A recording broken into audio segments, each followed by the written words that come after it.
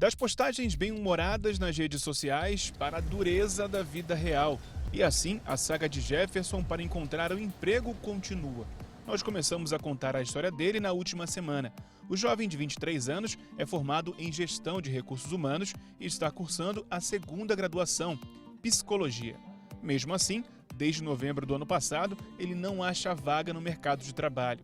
E essa busca tem dois propósitos: a estabilidade financeira e a realização de um sonho, o casamento. Então, por que não dar uma mãozinha? Desde que a reportagem foi exibida, o Jefferson já recebeu algumas propostas de trabalho, mas nenhuma na área dele, muito menos de carteira assinada. Por conta disso, a gente decidiu promover um encontro dele com um consultor de recursos humanos, para dar algumas dicas e também tirar algumas dúvidas, por exemplo, na hora da entrevista. Jefferson, tudo bem? Como é que foi tua semana logo depois da reportagem? Tudo bem, foi uma semana cheia, né? Tive algumas propostas, só que não foi nada na minha área e também na área de carteira assinada. E o primeiro contato entre os dois foi cheio de dúvidas e dicas, como não poderia deixar de ser. Então, para ajudar não só Jefferson, mas a todos que estão passando por esta situação, decidimos elencar os 10 pontos que todo candidato deve estar atento na hora de buscar o emprego.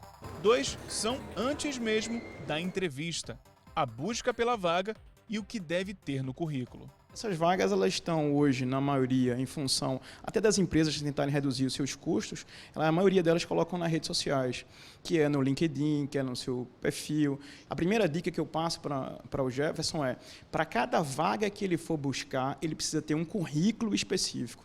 Muita gente faz um currículo generalista e manda para todas as empresas, para toda a vaga. Isso é um erro muito grande. Os dados básicos, inicialmente, em cima do currículo, principalmente, muita gente esquece que é e-mail, telefone, endereço, a idade, são dados básicos. Depois, o objetivo daquele currículo, as experiências profissionais elas têm que estar por ordem da mais atual à última experiência. De preferência, coloque todas de forma bem objetiva, com o mês e ano de entrada e mês e ano de saída, e qual foi a função que você desenvolveu. Posteriormente, a gente coloca quais foram os cursos que ele buscou se qualificar, são qualificações profissionais, colocando qual foi o curso, qual foi a empresa que ele realizou aquele curso, porque dá uma credibilidade, e qual foi a duração daquele curso, do curso mais atual para o curso mais antigo. Ainda de acordo com o consultor, durante a entrevista, o candidato tem que estar atento a 5 pontos: a aparência, a postura, conhecimento da empresa, estar preparado para o processo de entrevista e ter o perfil alinhado com a vaga oferecida. Um livro que ajuda bastante, chamado O Corpo Fala, onde a gente vai olhar o direcionamento do olhar, a fixação do olhar, a seriedade, a postura, a forma como ele está sentado, o mexer nas mãos, o olhar para o relógio, o olhar para o celular, tudo a gente olha. Então, tem alguns candidatos que eles vão para uma seleção que nem sequer conhece a empresa, como visão, missão, valores, qual o produto, o serviço, qual o mercado, quem são os concorrentes, como é que a empresa está no mercado com relação ao seu ranking.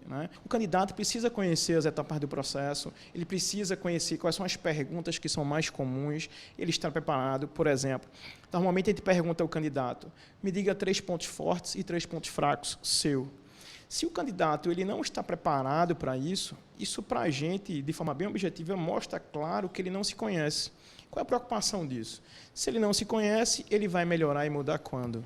Uma dica importante, segundo o consultor, é como o candidato deve se portar após a entrevista. Você foi entrevistado por alguém, anota o nome dessa pessoa, no dia seguinte, manda um e-mail agradecendo: prezado fulano de tal, gostaria de inicialmente agradecer a oportunidade da entrevista, reitero a minha vontade de querer trabalhar nessa conceituada empresa, permaneço à disposição para maiores informações, aguardo um futuro contato.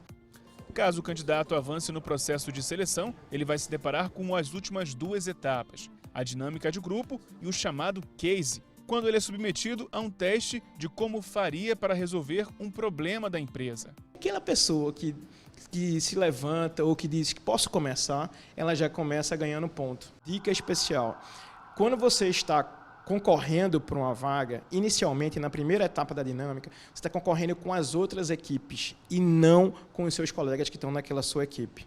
Então, é importante isso, porque se há uma competitividade na sua equipe específica, onde você está trabalhando ali a dinâmica, você acaba se queimando ou querendo aparecer demais, ou não se destacando também, é outra coisa importante, e aí você acaba se autoeliminando. Essa pessoa se destacou nessas etapas inicialmente. Quero ver, por exemplo, como é que Jefferson, se ele tem habilidade de resiliência, de liderança, de comunicação, de criatividade, se ele é proativo, o que ele traz como soluções? Quando a gente vai contratar alguém, a gente quer alguém com brilho nos olhos, quer alguém motivado, quer alguém que me convença que vale a pena contratar você. E depois dessas dicas todas, quem sabe a saga de Jefferson não esteja bem próxima do fim.